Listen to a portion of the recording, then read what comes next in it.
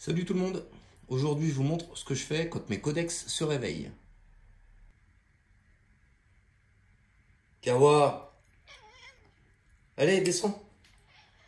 Allez Kawa, allez descends.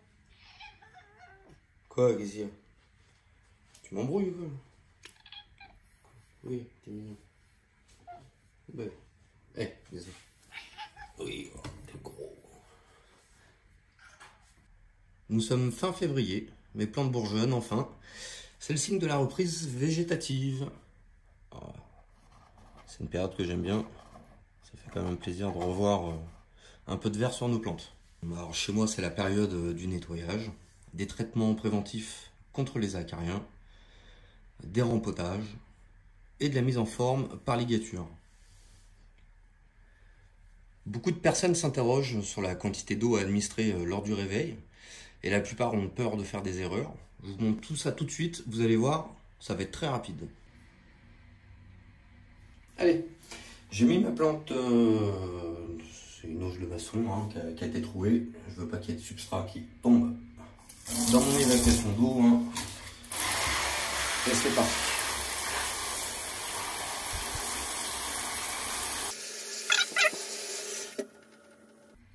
On laisse évacuer l'eau. Et c'est reparti. Donc une fois arrosé, je vais le pulvériser au savon noir dilué à 10%. Et je vais le re-rincer.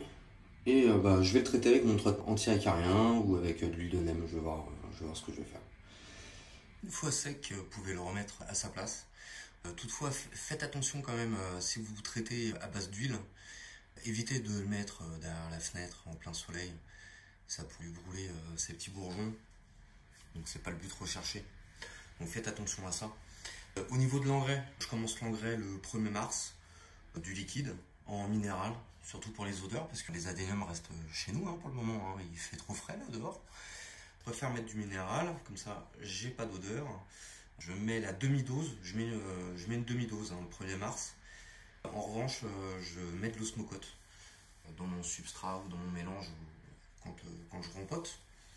Le 15 mars, j'arrose à l'eau claire. J'arrose très très bien à l'eau claire.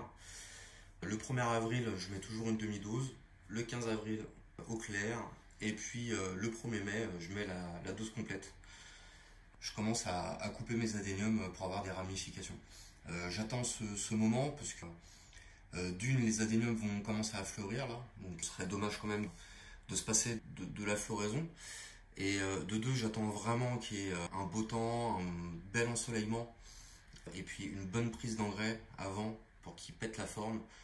Pour pouvoir les couper et avoir le plus de chances d'avoir des ramifications. En mars, si vous coupez, ça fonctionnera quand même. Hein. Vous pouvez regarder hein, sur la bouture.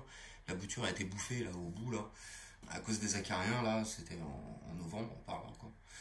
Vous pouvez voir que l'adénium commence quand même à bien ramifier. Mais je préfère attendre. Je trouve que c'est plus sage. Voilà. Donc, les points les plus importants au réveil de votre plante, c'est un bon arrosage. Ne faites pas semblant, vous avez vu comment j'ai fait, hein, c'est sous le pommeau de douche, on nettoie bien la plante. Deuxième point très important, on retire toutes les feuilles mortes sur l'adénium, au niveau du substrat aussi, hein, on évite les nids. Troisième point important, le traitement anti-acarien, parce que votre plante va rester à la maison là, un certain temps, avant de sortir. Là ça va être des nids à acariens et ce serait dommage de perdre tous vos petits bourgeons qui commencent à pousser. Ce serait dommage qu'ils se fassent bouffer par les acariens. Voilà. Donc c'est fini, je vous dis à la prochaine.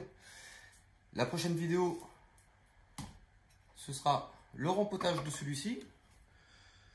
Je vous expliquerai comment j'ai fait pour avoir une belle base bien courte et bien racinée.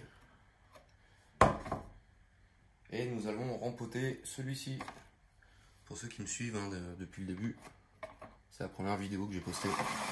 Donc on va rempoter celui-ci. Et je vais vous montrer quelques petites choses qui pourraient peut-être vous intéresser. Allez, je vous dis à bientôt. Ciao!